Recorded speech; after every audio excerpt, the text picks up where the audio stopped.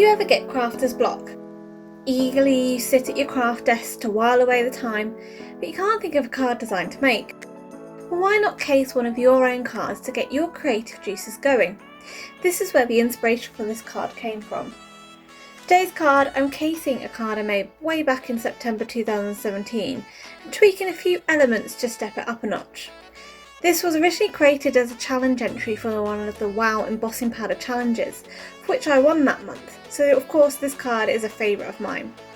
I love the elegance of the card, the soft greens and platinum embossing powder on vellum. I'm Verity and welcome back to my channel. If you're new here, why not think about subscribing so you don't miss out on my next video. I love this Flights of Fancy stamp set from WOW embossing powder and have used it many times to create a variety of cards. I plan on using the same leaf from the stamp set as I love the geometric design of the leaf, but you could use any of the leaves from this stamp set for this card. To begin with, I'm prepping some vellum using my anti-static bag.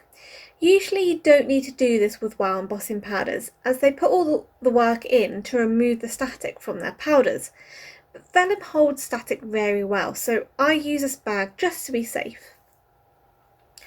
I'm just using an acrylic block to stamp the leaf with my clear ultra slow drying embossing ink onto the vellum sheet, and I'm repeating this 5 times. This ink is very sticky and slow drying, so therefore it's perfect for stamping several images at once and knowing that you will have time and they will still be sticky afterwards for you to add the powder. For this card I changed up the embossing powder from platinum embossing powder used on the original card to rose gold on today's card. This has a lovely warmth to it and will go beautifully with the colours later on that I use in the card. Once I've covered the images in the powder, I can heat set this. You'll find the powder will heat set quite quickly on vellum, so make sure you keep moving your gun around just to prevent too much warping occurring. Now to add the colour to the leaves, I'm going to just ink blend Distress Oxides onto the back of the vellum, so the side without the embossing powder. You can use the emboss resist technique with this and blend over the top, but as vellum is semi-translucent, the colour can show through from the back and therefore you can ensure you can get a lovely smooth blend without having to ink blend over the embossing. I'm starting off by blending tumbled glass onto the bottom of the leaves and then adding blueprint sketch and lastly adding chipped sapphire to the top of the leaves. To get a good smooth blend, I'm just going back between the colours to prevent any harsh lines showing. But don't worry, vellum is very forgiving if you're not the best blender.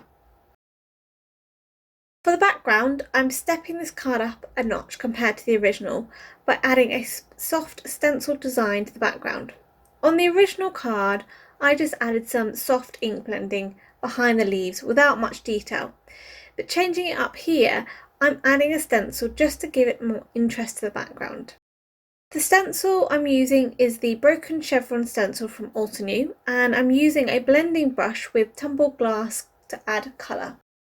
Now the stencil isn't as wide as the card panel, as I'm creating a 4 1/8 inch by 8 1/4 inches card, and therefore I'm just moving the stencil along, aligning the pattern back up, and then adding some more ink. And this pattern is quite an easy pattern to line, so it's perfect for a longer card panel like this. For a little more depth to the background, I'm just going in with a second colour, blueprint sketch, towards the middle of the design. In addition, I decided to add fine black paint splatter to the background, as I plan to add a sentiment on later on that's going to be on black card, so I wanted another black element to the card just to ground the sentiment. The leaves were fussy cut out using my scissors, as the shape is quite a simple design, so it didn't take too much time at all to do this. Initially, I thought I would line them all up, evenly spaced across the card, similar to the design on the original card but just using 5 leaves instead of 3.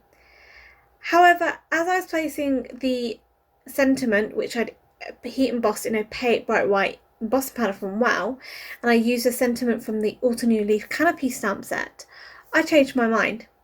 Instead, I felt that having 3 leaves in a row gave more white space either side for the eye and drew the eye into the centre of the card more. But I didn't want to waste the 2 other leaves, and instead I layered the leaves up to give more of a dimension to the card, adding a foam tape behind the sentiment, adding the leaves on the back, adding some more foam tape to the back of that, and then adding the last set of leaves on the back of that.